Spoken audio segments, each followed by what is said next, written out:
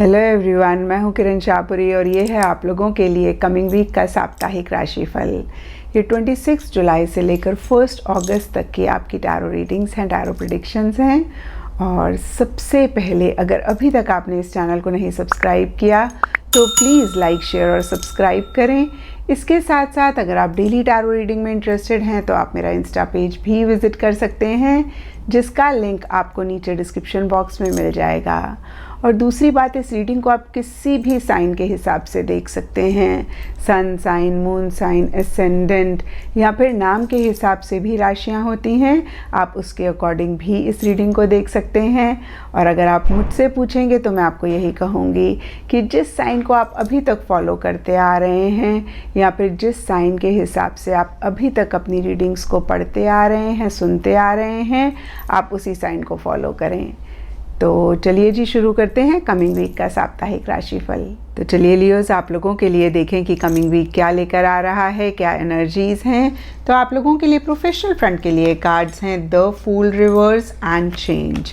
और ये कार्ड्स कहते हैं कि इन जनरल या फिर स्पेसिफिकली अपने प्रोफेशनल फ्रंट में कुछ चीज़ों को, कुछ लोगों को, किसी सर्कमस्टांस या किसी सिचुएशन को आप चेंज करना चाह रहे हैं। जो भी अब तक चलता आ रहा है, अगेन मैं कहूँगी, उसको एंड करके आप नई चीज़ें, नए सर्कमस्टांस, नई सिचुएशंस अपनी लाइफ में लाना चाह रहे हैं। और इसी से ही रिलेटेड या इन जनरल भी यहाँ पे द फूल रिवर्स का कार्ड कहता है कि आप बहुत इम्पल्सिव हो रहे हैं, आप बहुत जल्दबाजी कर रहे हैं, आप कुछ रिस्क्स ले रहे हैं और बिना सोचे समझे आप ये रिस्क ले रहे हैं। देखिए, मैंने हमेशा कहा है कि कैलकुलेटेड रिस्क हमें लाइफ में लेने ही पड़ते हैं, उसके बगैर प्रोग्रेस या ग्रोथ नहीं है। लेकिन कहीं इस वीक आप अनकैलकुलेटेड या बिना सोचे समझे वाले रिस्क ले रहे हैं। आपकी इमेच्योर एनर्जीज रह सकती हैं किसी चीज़ को डील करने के लिए।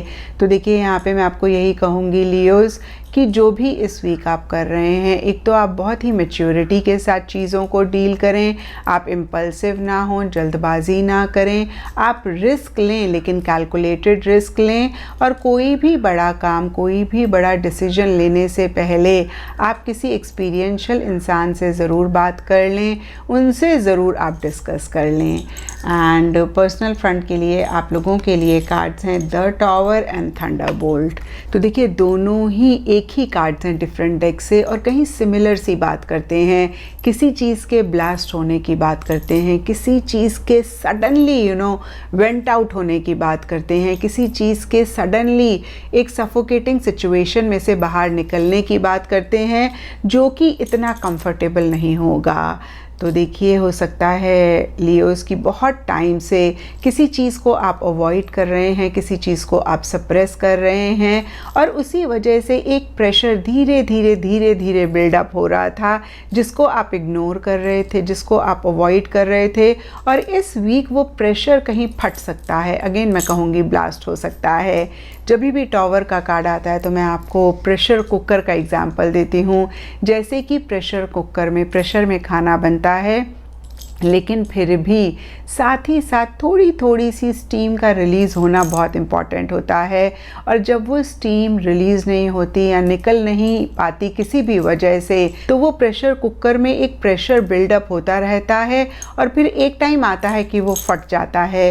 तो कुछ ऐसा ही आप लोगों के लिए भी दिख रहा है, किसी चीज़ को लेके फटते हुए दिख रहे हैं इन क्रूड वर्ड्स। और देखिए, चीज़ों का वेंट आउट होना या फीलिंग्स, इमोशंस का वेंट आउट होना बहुत इम्पॉर्टेंट होता है। लेकिन सबसे पहली चीज़ कि हमें इतना ज़्यादा उसको सप्रेस नहीं करना चाहिए, निगलेक्ट नहीं करना चाहिए कि फिर वो फटें।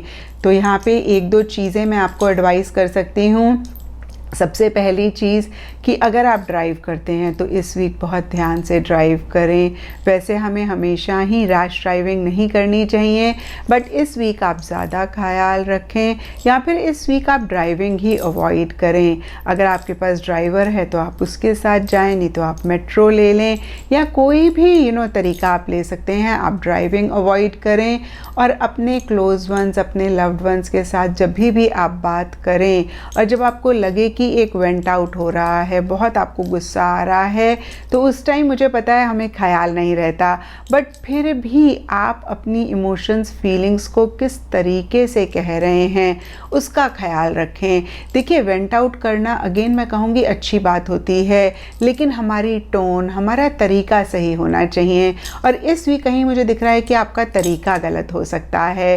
तो देखिए, ये दो चीज़ें जो मेरे माइंड में आई मैंने आपको बताई।